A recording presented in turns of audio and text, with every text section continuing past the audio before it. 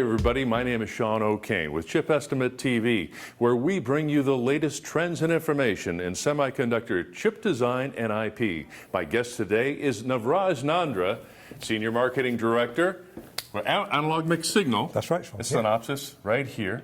It's Analog Mixed Signal IP. That's right, yeah. I just want to make sure. So Navraj also writes a blog for Synopsys talking about the trends and challenges designers actually come across specific to physical IP. Today we're going to talk about something even more important, and that is the release of the new DDR4 with Synopsys. So let's take a walk, and maybe we can chat a little bit about and how important that is to designers and your customers. I'd be happy to. Okay. Great. So in a nutshell, what is DDR4? Well, in a nutshell, Sean, it's the latest JEDEC specification that defines the next generation of commodity DRAMs after DDR3. Principally, it's going to be used in PCs and laptops, but over time, you'll see it appearing in embedded applications as the cost and volume drives the price of DDR4 cheaper. Okay. And then finally, what we're going to see is that DDR4 will be actually cheaper than the mobile SDRAMs. And this means that it'll be cheaper than things like LPDDR2, LPDDR3, and wide I/O. Okay. Well, that's cool stuff. Now, how is the DDR3 to DDR4 conversion compare to the previous DDR2 to 3? How is that transition?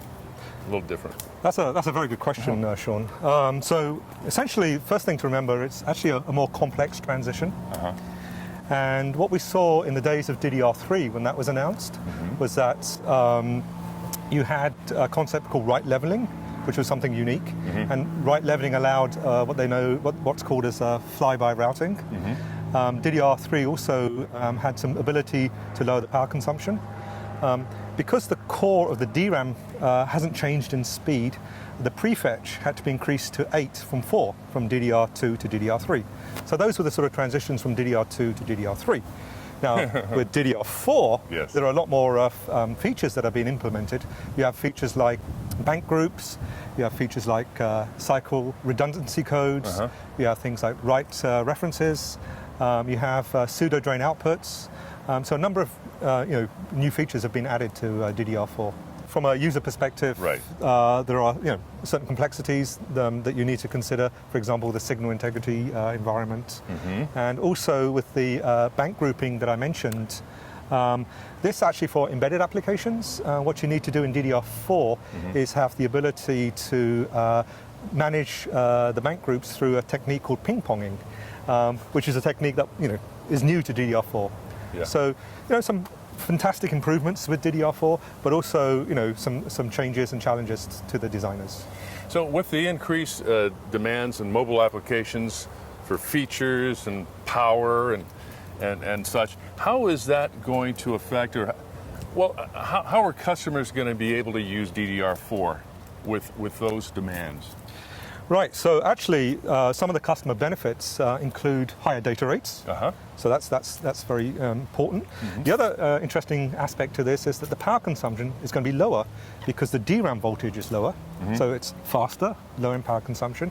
And cost, eventually when these things hit volume, when the SDRAMs hit volume, they'll be actually cheaper than the DDR3 SDRAMs. So those are the three kind of major benefits. But also, you do have challenges in terms of flip chip packaging and some of the signal integrity effects that I mentioned earlier. Navraj, what do you think of the common misconceptions of DDR4? There are a couple, Sean. The first one is related to the speed. So the first release of the specification is 2400 megabits per second. But there is a thought out there that it should be 3200 megabits per second. And I think eventually, that speed will be achieved, mostly through technological advances in the DRAM technology when they move to finer line geometries. So that's the main sort of misconception. Actually, if you've tracked historically, the releases of DDR, you'll see that the initial release of the newest generation has always been at a slightly slower speed, and over time the speed has increased. So, well, common question would be, many engineers are always thinking ahead, and always, with Moore's law, What's the next generation? What's coming up next? Is there going to be a DDR5 and when? Actually, I think there's a very exciting question. I think if you look at these single-ended interfaces, and that's what DDR is, it's running at a very high speed. I think anything above 3200 megabits per second is going to be impossible from a package board level perspective. And so our thought is that the next speed generation really will rely on maybe a SerDes technology and maybe some innovations in packaging. And so in JEDEC, people are talking about hybrid memory cube, for example, and that uses a stacked die approach where you have the SerDes technology with the memory in a stack. And in order to achieve the connections, it's done through silicon vias. That's one discussion that's happening. The other discussion is actually related to wide I/O. And wide I/O is basically a large parallel interface, and again relies on the through silicon via technology in order to achieve the benefits.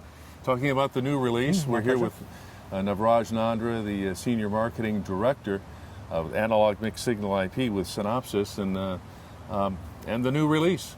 Yeah, So great, thank you. So watch out for that. And for Navraj Nandra, my name is Sean O'Kane. We'll see you next time on another episode of Chip Estimate TV.